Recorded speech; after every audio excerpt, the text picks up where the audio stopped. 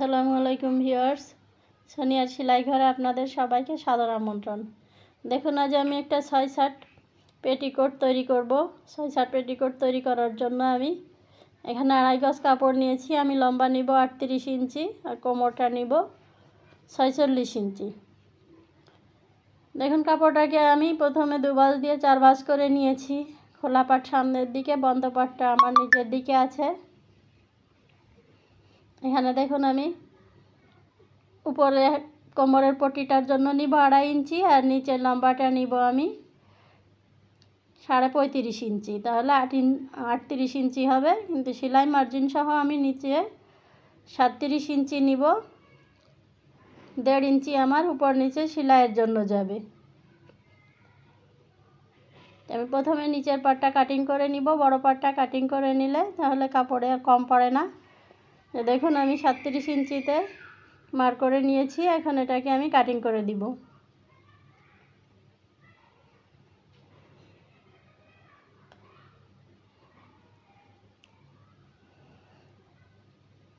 এখন দেখুন, আমি কোমরের মাপটা নিব। কোমরের মাপ নিব আমি 46 ইঞ্চি। এখানে এক পাশে আমি 6 ইঞ্চি নিব, 4 ছক 24 ইঞ্চি আর 1/2 ইঞ্চি নিব সেলাইয়ের জন্য, 6.5 ইঞ্চি নিব। আর সবসময় আড়াভাবে পেটিকোট কাটতে হয় 6/7 পেটিকোটগুলো।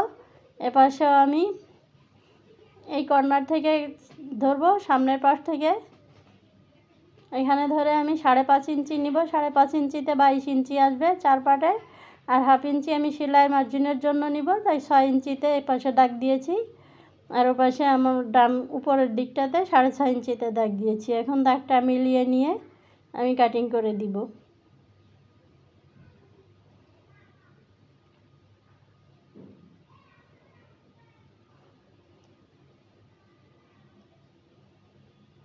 যারা নতুন বন্ধুরা আছেন, আমি খুবই সহজভাবে পেটিকোটটা কাটিং এবং সেলাই বুঝিয়ে দেব। তো বন্ধুরা, যারা আমার চ্যানেলটি এখনও সাবস্ক্রাইব করেননি, প্লিজ একটা সাবস্ক্রাইব করে দিবেন। দেখুন, এখন এভাবে 2টা পার্ট এক করে নিতে, এক দিক দিয়ে উপরে নিতে হবে। জয়েন্ট দেওয়া যে পার্টটা আছে, জয়েন্ট দেওয়া পার্টটা আমি কাটিং করে নিব। দুই পাশে যে ছোট ছোট পার্টগুলো পড়বে তার 4 পার্ট হবে, আর ভিতরের বড় পার্টটা 2 পার্ট হবে সামনে পিছের জন্য। দেখুন, এভাবে সেলাই করতে হবে মিল করে। এখন আমার নিচের পার্টটা কাটিং কমপ্লিট হয়ে গিয়েছে। এখন সামনে উপরের পার্টটা, কোমরের পার্টটা আমি কাটিং করে নিব। আমি কাপড়টা প্রথমে 2 ভাঁজ করে নিয়েছি, আর এভাবে দেখেন আড়াভাবেও 2 ভাঁজ করে নিয়েছি। আমার 2.5 ইঞ্চি লাগবে, আমি 6 ইঞ্চি নিব। এখানে 2.5 ইঞ্চি ডাবল পার্টে লাগবে 2.5 ইঞ্চি, আর এক পার্টে 5 ইঞ্চি কোমরের জন্য। তা আমি এখানে 6 ইঞ্চি নিব। আমার 1 ইঞ্চি সেলাই মার্জিনে যাবে, দুই পাশে সেলাই মার্জিনে 1/2 ইঞ্চি করে যাবে। তার জন্য আমি 6 ইঞ্চি চওড়া নিয়েছি, আর লম্বা আছে এখানে 33 ইঞ্চি। আমার লম্বাটা লাগবে 46 ইঞ্চি। আরও 13 ইঞ্চি কাপড় আমার এক্সট্রা নিতে হবে কোমরের জয়েন্ট দেওয়ার জন্য। এখান থেকে আমি 13 ইঞ্চি আর 1 ইঞ্চি সেলাইয়ের জন্য 14 ইঞ্চি কাটিং করে নিব।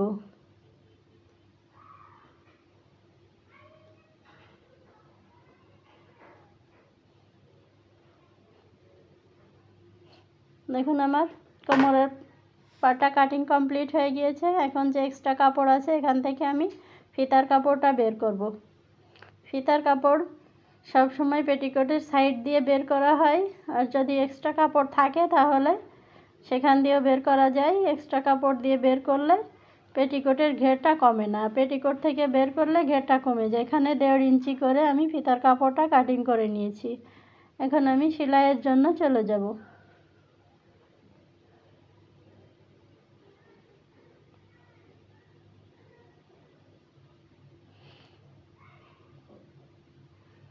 বন্ধুরা, দেখুন পার্ট বাই পার্ট আমি ধরে জয়েন্ট দিয়ে নিব। আর জয়েন্ট দেওয়ার সময় সবসময় ডাবল সেলাই দিতে হবে। ডাবল সেলাই না দিলে, একটা সেলাই দিলে টিকবে না। দেখুন, এভাবে আমি ডাবল সেলাই দিয়ে নিচ্ছি।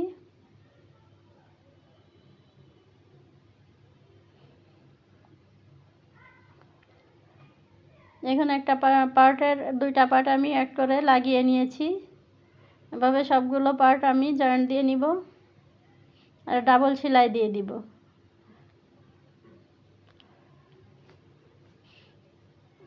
এখন দুইটা পার্ট এখন আমি সামনে পিছে দুইটা পার্ট এখন আমি জয়েন্ট দিয়ে নিব।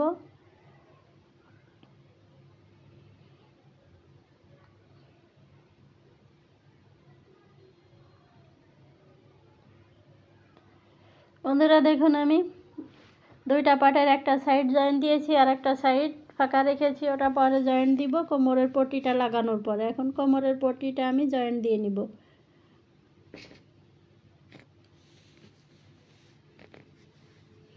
দেখুন কোমরের পট্টিটার যে এক্সট্রা কাপড়টা নিয়েছিলাম, মানে জোড়া দেওয়ার কাপড়টা, সেটা আমি লাগিয়ে নিয়েছি। এখন মাঝখান থেকে আমি একটা ভাঁজ দিয়ে নিব।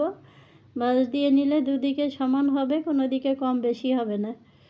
দেখুন এখন আমি মাঝখান থেকে ভাঁজ দিয়ে নিয়েছি আর সাইডে 1/2 ইঞ্চি সেলাই মার্জিনের জন্য আমি আরেকটা ভাঁজ দিয়ে নিয়েছি বোঝার সুবিধার জন্য।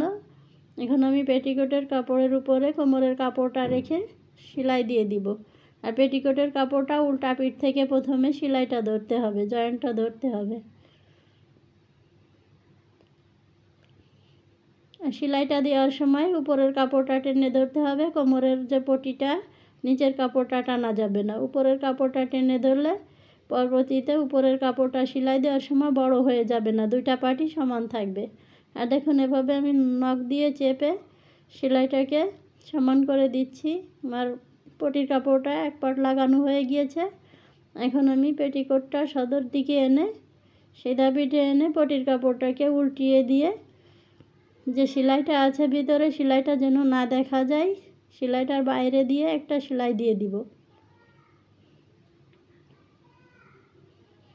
আর এখন সেলাইটা দেওয়ার সময় পেটিকোটের কাপড়টা টানতে হবে, পটির কাপড়টা টানা যাবে না। পটির কাপড়টা টানলে পটির কাপড়টা বড় হয়ে যাবে।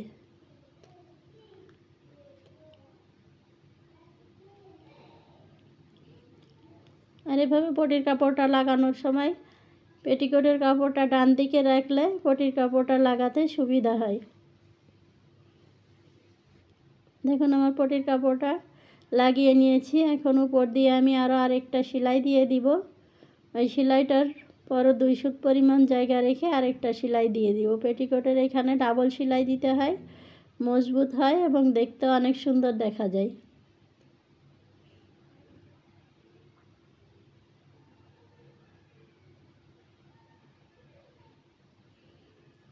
ভিউয়ার্স দেখুন আমার কোমরের পট্টিটা লাগানো কমপ্লিট হয়ে গিয়েছে।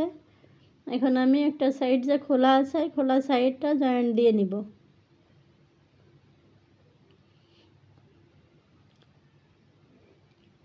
এই যে দেখুন খোলা সাইডটা আমি এখানে যে পাড় আছে, পাড়ের জন্য এখানে মুড়িটা ভাঙা লাগবে না।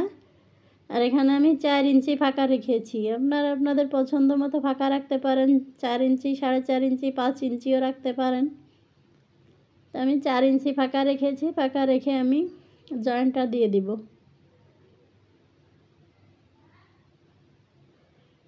দেখুন আমার পেটিকোট সম্পূর্ণ জয়েন্ট দেওয়া কমপ্লিট হয়ে গিয়েছে। এখন আমি নিচের যে হেমটা আছে, হেমটা সেলাই করে দিব মুহুরির।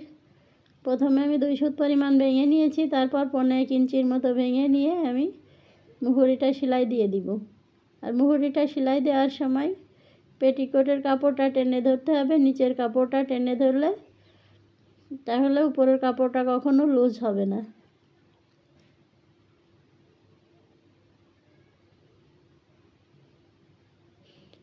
বন্ধুরা দেখুন আমার একটা সেলাই কমপ্লিট হয়ে গিয়েছে। এটা মুহুরি দিয়ে আরেকটা সেলাই দিতে হবে।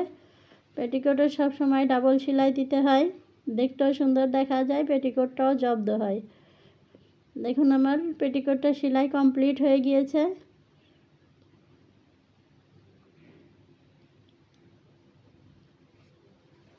বন্ধুরা আমার পেটিকোটটা অল্প সময়ের মধ্যে আমি সেলাই কমপ্লিট করে ফেলেছি আর অনেকটা ঘের হয়েছে। দেখুন আমার পেটিকোটটা যদি আপনাদের ভালো লেগে থাকে, আপনারা নতুন বন্ধুরা যারা আছেন যদি ভালোভাবে বুঝে থাকেন, তাহলে প্লিজ সাবস্ক্রাইব করে দিবেন, লাইক শেয়ার কমেন্ট করে দিবেন, যাতে আমার পরবর্তী সমস্ত ভিডিওর আপডেট আপনাদের কাছে পৌঁছে যায়। আজ এ পর্যন্ত সবাই ভালো থাকবেন। আল্লাহ হাফেজ।